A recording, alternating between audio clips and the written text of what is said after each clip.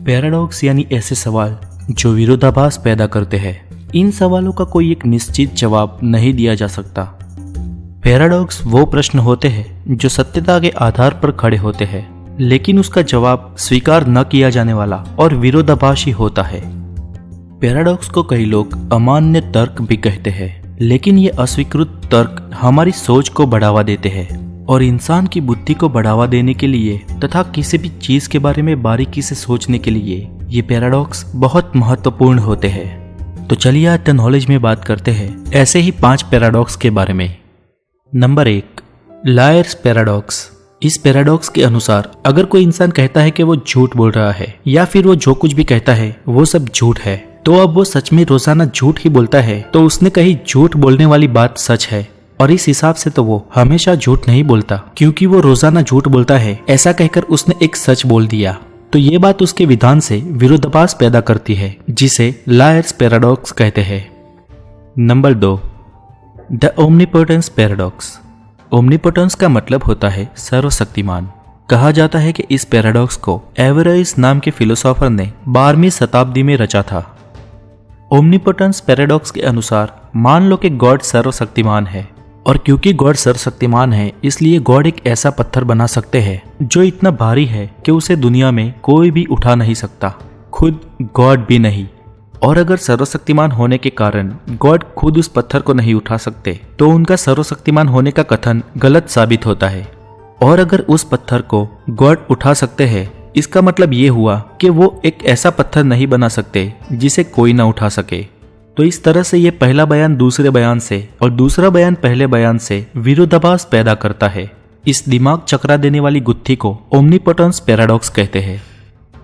Number 3, paradox of the court. इस paradox के अनुसार एक लड़के को वकालत सीखनी थी, लेकिन उसके पास उसके पैसे नहीं थे, तो वो एक प्रोफेसर के पास गया और उनको रिक्वेस्ट की कि वो उन्हें वकालत सिखाए, लेकिन वो उनकी फीस तब देगा जब वो वकील बनकर अपना पहला केस जीत जाएगा। अब प्रोफेसर ने इस विद्यार्थी की बात मान ली और उसे वकालत सिखा दी। अब एग्जाम को फाइट करके किसी तरह वो लड़का वकील तो बन गया, लेकिन उसके बाद कभी वो एक केस भी नहीं लड़ा। और जब प्रोफेसर ने फीस मांगी तो उसने पैसे देने से इनकार कर दिया, क्योंकि शर्त के अनुसार विद्यार्थी अपने पहले केस के जीतने के बाद शिक्षक को उनकी फीस देने वाला था, और अब तक वो कोई केस लड़ा नहीं था। अब प्रोफेसर ने अपनी फीस लेने के लिए कोर्ट में उस विद्यार्थी के ऊपर केस कर दिया, और कोर्ट में कहा कि अगर ये केस मैं जीत जाता हूँ तो कोर्ट के नियम के अनुसार इसे मुझे मेरे पैसे दे देने होंगे, और अगर मैं अपना केस हार जाता हूँ फिर भी इस लड़के को मुझे मेरे पैसे देने होंगे, क्योंकि शर्त के अनुसार उसे अपनी पहली केस जीतने पर मुझे वकालत सिखाने की मेरी फीस देनी होगी। अब आप सोच रहे होंगे कि इसमें कौन सा पैराडॉक्स है। यहाँ तो लगता है कि किसी भी हालत में उस विद्यार्थी को प्रोफेसर को पैसे देने ही देने हैं, लेकिन अपनी सोच के स्क्रूज को जरा और टाइट कीजिए और गुत्थी को समझने की कोशिश करें। अब विरोधाभास उस लड़के के स्टेटमेंट में उत्पन्न होता है। उस लड़के का कहना यह है कि अगर मैं केस जीत जाता हूँ तो कोर्ट के नियम के अनुसार इस केस को मैंने जीता है, इसलिए मुझे प्रोफेसर को पैसे देने की जरूरत ही नहीं है, और अगर ये केस मैं हार जाता हूँ तो भी प्रोफेसर को मुझे उनकी फीस देने की जरूरत नहीं है, क्योंकि हमारी शर्त में ये तय हुआ था कि अगर मैं अपना पहला केस जीतूंगा तो ही मैं उनके फीस के पैसे दूंगा। इस तरह प्रोफेसर और वो विद्यार्थी अपनी अपनी कही बातों से पैराडॉक्स पैदा करते हैं। इस पैराडॉक्स का आविष्कार पौराणिक ग्रीस के फिलोसोफर्स ने किया था। Number 4, grandfather paradox. ये पैराडॉक्स काफी मशहूर और चर्चित है क्योंकि ये टाइम ट्रैवल से जुड़ा हुआ है। इस पैराडॉक्स के अनुसार मान लीजिए कि कोई इंसान अपने भूतकाल में जाता है और अपने दादा और दादी को मिलने से पहले ही वो अपने दादाजी को मार देता है, तो इस हालात में उसके पिताजी का भी जन्म नहीं हो पाएगा और उसका खुद का अस्तित्व भी खतरे में पड़ जाएगा।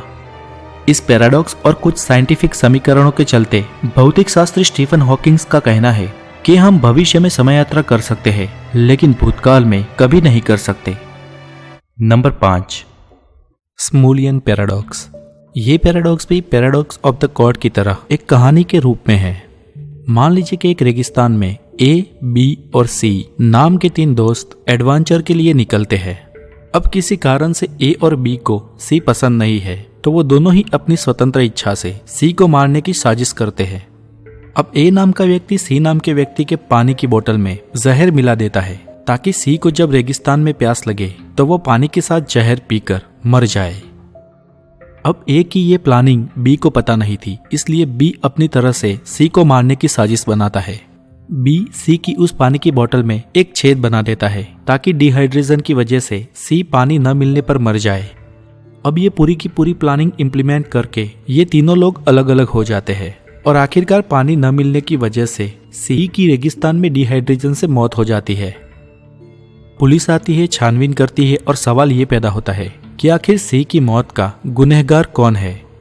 इस बात पर ए ये कहता है कि सी ने मेरा जहर पिया ही नहीं, इसलिए मैं उसकी मौत का गुनहगार नहीं हूँ। और दूसरी तरफ बी ये कहता है कि पानी की बोतल में छेद करके मैंने सी को जहर की वजह से मरने से बचा लिया। अब इस कश्मकश में आखिरकार सी तो मारा गया और कानून की नजर में ए और बी दोनों के दोनों मर्डर का प्लान करने के लिए गुनहगार थे। लेकिन वास्तव में सी की हत्या का सही आरोपी कौन है, ये गुत्थी इस कहानी को पैराडॉक्स बनाती है। So that's it for today. और अगर आप नए हैं तो जरूर सब्सक्राइब करें द नॉलेज को। Take care.